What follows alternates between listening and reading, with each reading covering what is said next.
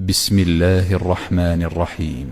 وقال الذين كفروا لرسلهم لنخرجنكم من أرضنا أو لتعودن في ملتنا فأوحى إليهم ربهم لنهلكن الظالمين ولنسكننكم الأرض من بعدهم ذلك لمن خاف مقامي وخاف وعيد واستفتحوا وخاب كل جبار عنيد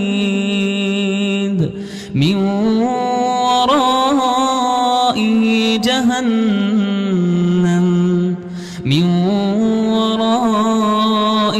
جهنم ويسقى من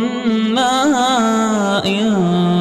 صديد يتجرعه ولا يكاد يسيغه